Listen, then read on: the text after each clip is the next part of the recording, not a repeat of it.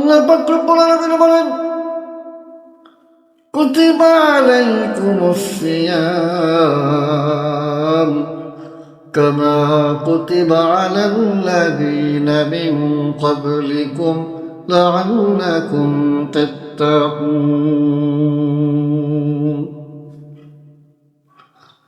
আল্লাহ পাক রব্বুল আলামিন ইরশাদ করেছেন,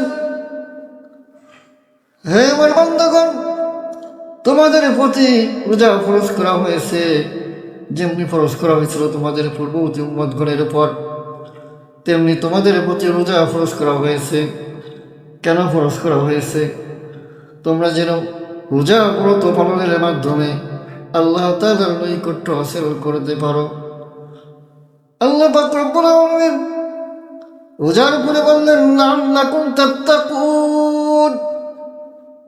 হে আমার বান্দারা, তোমরা রোজা ব্রত পালনের মাধ্যমে আমি আল্লাহ আমার নৈকট্য হাসিল করবে এবং পরহেজগারিতা হাসিল করবে, আল্লাহকে ভয় করবে, ভয় করার মতো ভয় করবে।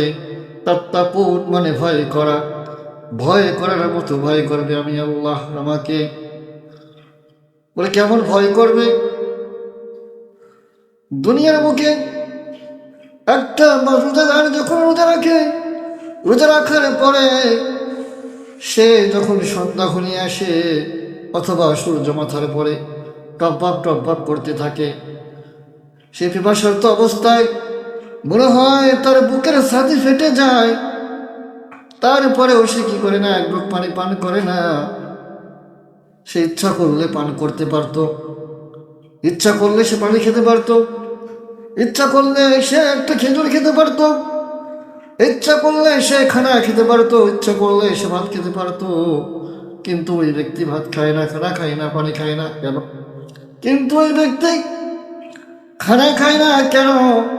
একমাত্র আল্লাহ তাআলাকে ভয় করে সে খানা খায় না। আর মনে মনে চিন্তা করে, পৃথিবীর কোনো মানুষ আমাকে দেখুক না দেখুক, পৃথিবীর কোনো জন্তু না জানুক, পৃথিবীর কোনো প্রাণী না জানুক আমি খাইনি অথবা খেয়েছি, কিন্তু আমার আল্লাহ, আমার মালিক শাহী শিরিফ দেখতেছেন, তিনি সর্বজ্ঞময়, আলিমুল গায়ব, তিনি দৃশ্য এবং অদৃশ্য সব কিছু তার অকপটকে, সব কিছু তিনি বর্ষবান, সব কিছু তিনি প্রকাশ্যে দেখেন। যা কিছু তোমরা গোপনে করো অথবা প্রকাশ্যে, সব কিছু আল্লাহ পাক দেখেন। এই জন্য আল্লাহ পাক রব্বুল আলামিন বললেন, লাআল্লাকুম তাত্তাকুন। হে বান্দা, তোমরা রোজা ব্রত পালনের মাধ্যমে আমি আল্লাহ আবার তাকওয়া অর্জন করতে পারো, খোদাভীরতা অর্জন করতে পারো। প্রিয় ভাই, আমরা দেখছি রোজার মাস, রোজার মাস এলে মানুষ এরকম তাকওয়া হয়ে যায়, পরেজগার হয়ে যায়। শুধু রোজার বেলায় হলে হবে না, প্রত্যেকটা কাজে, প্রত্যেকটা কর্মে আমি যখন একটা কথা বলবো আমার কথা যেন মিথ্যা না হয়ে যায়, এটাও রোজার একটা অংশ। আমাকে খেয়াল করতে হবে, এটাও রোজার একটা অংশ। আমি যখন কথা বলবো আমার মুখ থেকে যেন কোনো মিথ্যা কথা বের না হয়। আমি যখন কথা বলবো আমার মুখ থেকে যেন ফাহিশা কথা বের না হয়। আমি যখন মানুষের সঙ্গে কথা বলবো আমার আদান প্রদান, আমার মুআমালাত, মুআশারাত সব কিছু একটা সুন্দরভাবে সুনিবিড় বন্ধনের সাথে। যেহেতু আমি রোজা ব্রত পালন করেছি, আর এই রোজা ব্রত পালনের মাধ্যমে সমস্ত অন্যায় এবং অশ্লীল কাজ থেকে আমাকে বিরত থাকতে হবে। এর নাম হচ্ছে রোজা। এর নাম কি?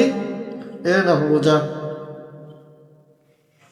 ভাইরা আবার, আমরা অনেকে রোজা রাখি, গীবত, শিকায়ত, পরনিন্দা, মানুষের গীবতে চর্চায় থাকি, অথচ আল্লাহ তাআলা, আল্লাহর রাসূল নিষেধ করেছেন তোমরা কখনো গীবত করো না, কখনো পরনিন্দা করো না।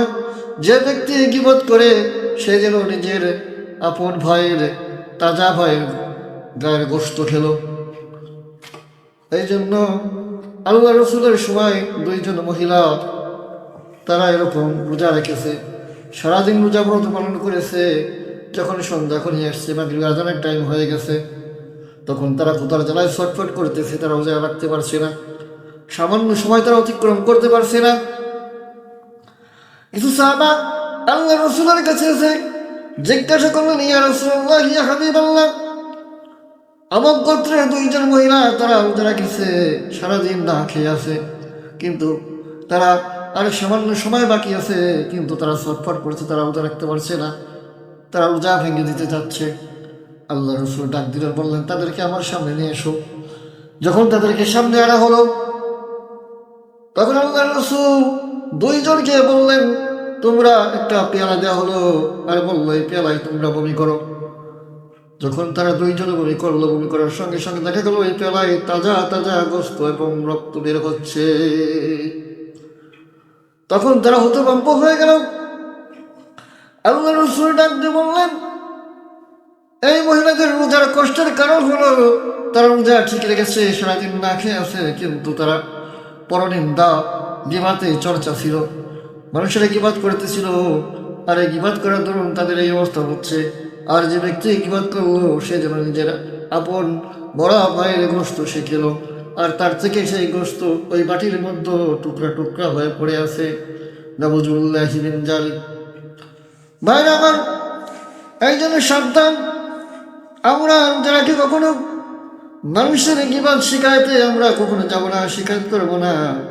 আমরা সর্বাবস্থায় আল্লাহ তাআলার হুকুম মেনে চলব।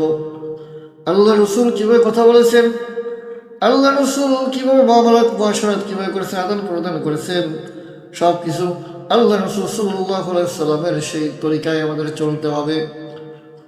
আর ভাইরা আমার, বিশেষ করে রোজার ভিতরে আমাদের ভিতরে এমন পরিবার আছে যারা অভুক্ত অবস্থা আছে, অভুক্ত, যারা খাইতে পারে না, ঠিক মতো রোজা রাখতে পারে না, অল্প চারটে ভাত পায়, অনেক সময় ইফতার করার জন্য একটা খেজুর পর্যন্ত পায় না।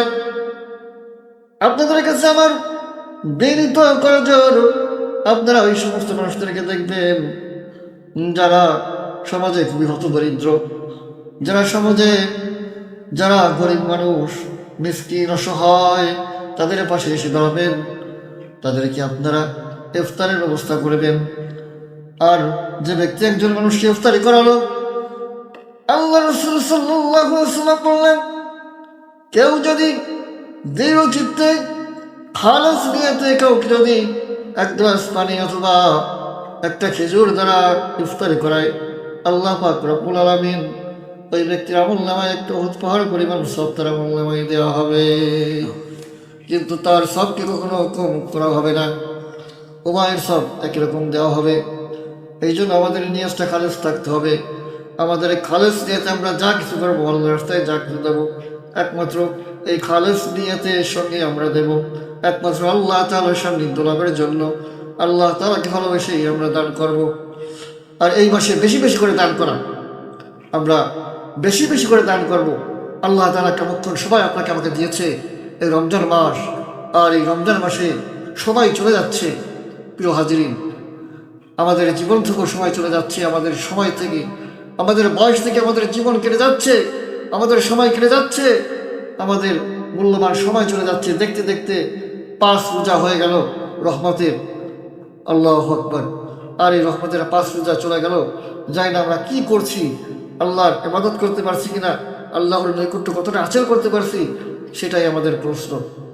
এই জন্য আসুন, এই যে রোজাগুলো আমাদের সামনে আছে, এই রোজাগুলোর হককে আমরা আদায় করে নিজে রোজা রাখি। যারা রোজা রাখতে পারছে না তাদেরকে আমরা রোজা রাখার তাগিদ দিই, এবং যারা কষ্টে আছে আমরা তাদের সকলের কাঁধে কাঁধ মিলে, সকলের সুখে সুখী, সকলের দুঃখে দুঃখী হয়ে আমরা সকলকে নিয়ে যেন আমরা চলতে পারি, এবং নিজেদের সৌহার্দ্যপূর্ণ ভালোবাসা দিয়ে যেন আমরা রোজা রাখতে পারি। আল্লাহ তাআলা আপনাকে আমাকে সকলকে তৌফিক দান করুন। ওয়া আখিরু দাওয়ানা আলহামদুলিল্লাহি রাব্বিল আলামিন।